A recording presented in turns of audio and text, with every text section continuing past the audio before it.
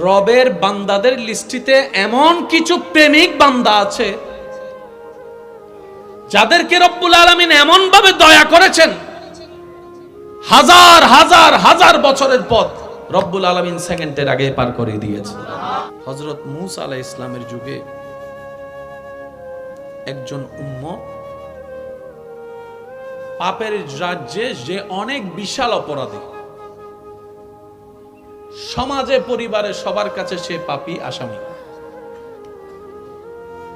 মানুষ তার উপর বিরক্ত হয়ে তাকে গ্রাম থেকে বের করে দিয়েছে। আর অন্যায়ের বিপক্ষে যখন সবাই দাঁড়ায়, অন্যায়টা আর অন্যায় থাকতে পারে না, এটা মাথা নত করতেই হয়। আমরা কথা বলি না বলে সবাই অন্যায়গুলো মাথা ছাড়াই দিতে সুযোগ পায়। সবাই যখন ওনাকে আলাদা করে বের করে দিল, কেউ নাই আপন পর, কেউ নাই, ধীরে ধীরে শরীরের রোগ হতে হতে হতে হতে মরণ খুব কাছে চলে আসছে, উনি মারা যায়। আল্লাহ তাআলা এদিকে বান্দার জগতের শ্রেষ্ঠ বান্দা তৎকালীন হযরত মূসা নবীকে আল্লাহ পাক হুকুম দেয়, মূসা অমুক শহরে অমুক এলাকায় আমার একজন বান্দা মারা গিয়েছে, সবাই তাকে আলাদা করে দিয়েছে, কেউ গোসল দিচ্ছে না, তাকে একটু গোসল দিয়ে কাফন পরাই, তাকে একটু কবরস্থ করো। আল্লাহর হুকুমে মূসা নবী সেই গ্রামে গেলেন।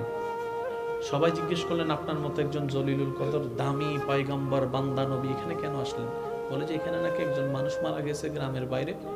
বলে যে হ্যাঁ, তো বলে যে আমি আসছি আল্লাহর হুকুমে ওনার গোসল দিতে।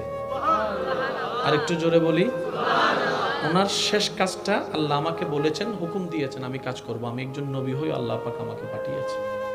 সবাই বললেন, হুজুর কি শোনালেন এটা? তার মতো পাপী আমাদের এলাকায় আরেকজন নাই, তার মতো গুনাহগার আর কেউ নেই, আপনি এরকম একজন নোংরা মানুষের গোসল দিয়াবেন? সমাজ এলাকায় বলছে এক কথা, আল্লাহ বলছেন আরেক কথা, দুইটার কোনো মিল খুঁজে পাচ্ছেন না। মূসা নবী বললেন, আল্লাহ তুমি যেখানে হুকুম দিয়েছো সেখানে আর কারো কথা শোনার দরকার নাই। সুবহানাল্লাহ বলি। আল্লাহ তোমার পক্ষ থেকে আদেশ এসেছে, এখানে আমার ডান বাম দেখার দরকার নেই, সবাই আমার বিপক্ষে চলে যাক, আমার কোনো দরকার নেই, তুমি রবের রহমত আমার পক্ষে থাকলেই চলে। মূসা নবী আল্লাহর হুকুম মোতাবেক যেভাবে আল্লাহ বলেছেন সেভাবে ওনাকে সব কিছু করে কাজ শেষ করেছেন।